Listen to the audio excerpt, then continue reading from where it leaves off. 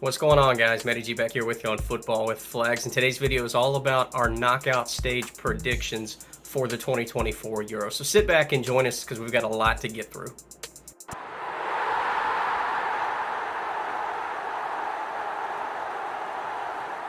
First matchup is Spain taking on Poland. Obviously, Spain the heavy favorites. Poland have not defeated Spain since 1980. Of course, Spain are going to dominate in possession. Poland are going to have to be very focused and calm in the back, watching interchanging runs, pushing the ball side to side, not allowing too big of gaps, and closing the ball down as much as possible.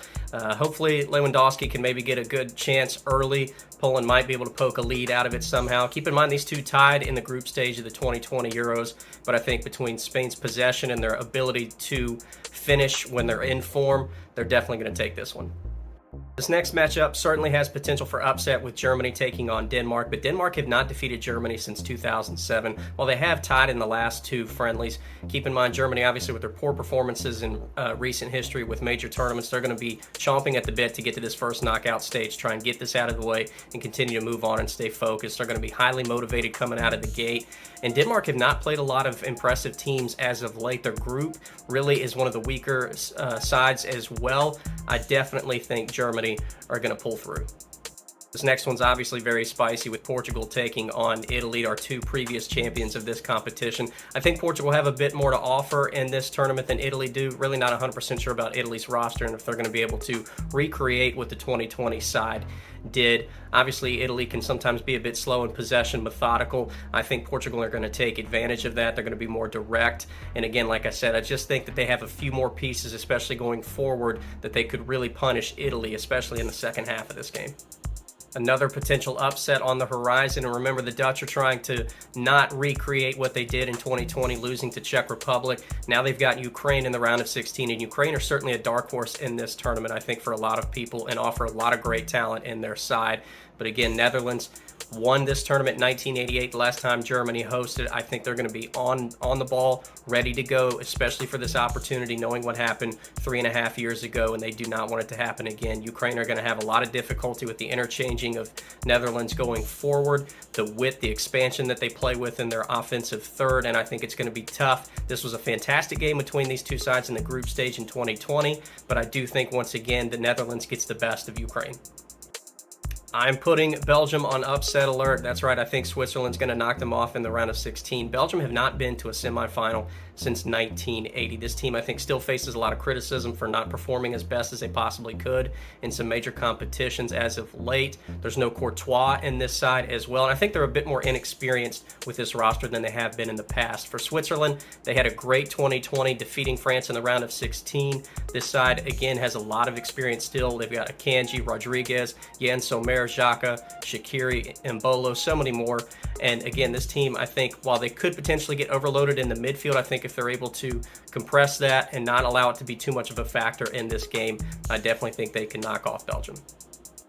No disrespect to Turkey, but I think France take this one fairly comfortably, trying to redeem themselves from 2020. I think Turkey are going to be direct. They're going to be forward and aggressive with France and try and come out of the gate fast, but they've got to make sure that they're careful and not put themselves behind too early, because then I think that could really cause a lot of issues throughout the rest of the 90 minutes. France are going to possess the ball very well. They're going to try and suffocate them in their own half, and Turkey need to be smart about picking and choosing their battles. Next up is England taking on Czech Republic, and of course Czech may be trying to upset the three lines the way they did the Dutch in 2020. I'm not 100% sure it's going to happen, though. Patrick Schick and Thomas Souček are going to be very influential in how well this team does. England obviously are going to be very cautious to keep an eye on the both of them, but England do a great job of switching the point of the attack, especially in the final third, and getting a lot of numbers forward in dangerous areas. I think they're going to be a bit too much for Czech Republic, but England are going to have to be careful about. Czech doesn't have all that much pace, but again, with their aerial threats and how they can get some bodies in the box, they're just going to have to take care of those issues. This round of 16 matchup is Scotland taking on Croatia, and again, I know some people aren't high on Scotland getting through the group, but I think this group has something special to offer. This would be their first knockout appearance ever if they're able to get to it. The last time these two teams met in 2020 during the group stage, Croatia won 3-1. Scott McTominay that day played as a right center back in a 3-5-2 formation. I think we're going to see him higher up. I think this group that Scotland has a lot to offer, but we know how experienced Croatia are in these types of matches. They can grind away away victories no matter how they need to get it done, and I think at the end they will be too much for Scotland. First quarterfinal matchup is a mouth-watering one. It's Germany taking on Spain. These two met in the 2022 World Cup group stage. It was a 1-1 draw. Germany outshot Spain that day, but obviously Spain controlling possession very well. Spain, I think, at times, while they might be able to get away with it during the group stage a bit, or maybe their first knockout stage game, they're going to have to be careful with their possession in their own half and not get a bit too eager or too confident, especially in their own final third. Germany are going to take advantage of those opportunities if they can press high. But keep in mind, Germany have not defeated Spain since 2014, and they have lost the last 4 meetings between these two sides in major competitions. I think Germany have a lot in terms of counterattacking opportunities and aerial threats against Spain, but if Spain can control the game the way I think they can, I thought they were more dangerous of the two sides in 2022.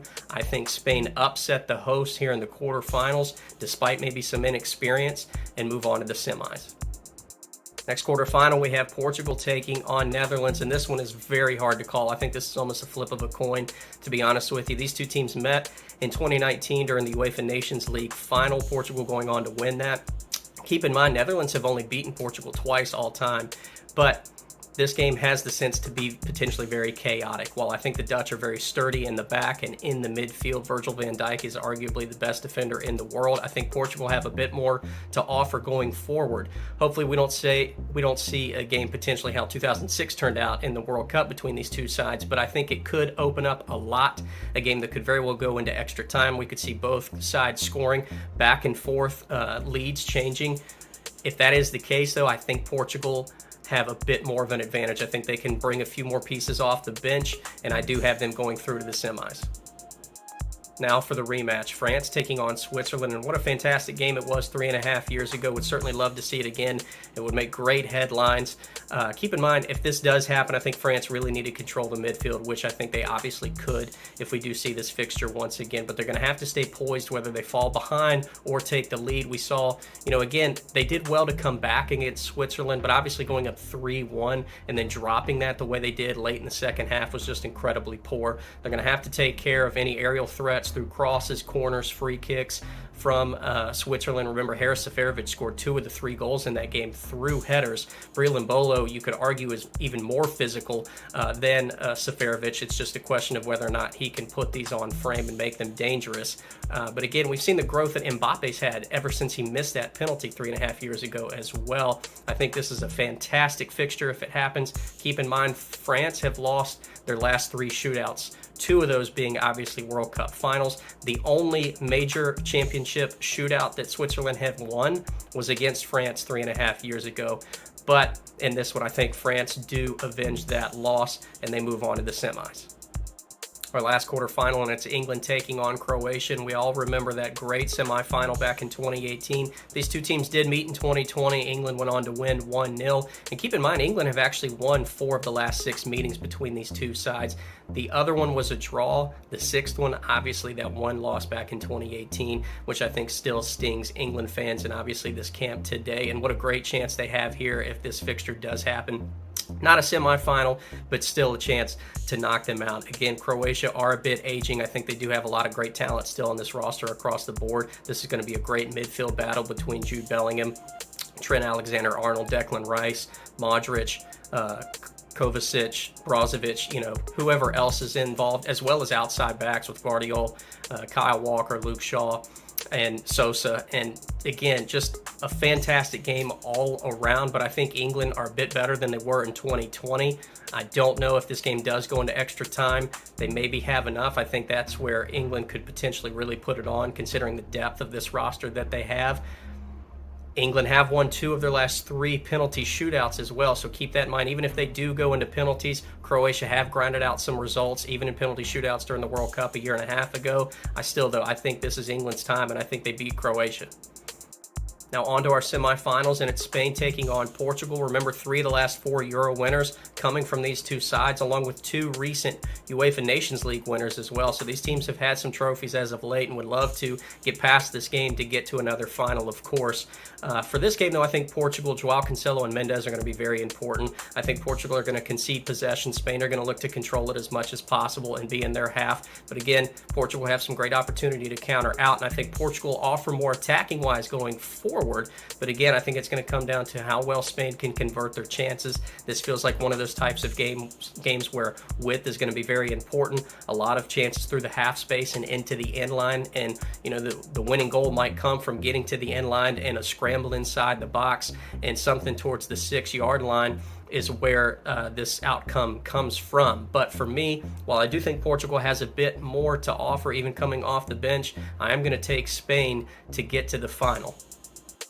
Now on to our second semifinal. It's France taking on England. Remember, these two sides met a year and a half ago in the quarterfinal of the World Cup. 2-1 win for France. England outshot them 16-8 though and had a lot of great chances.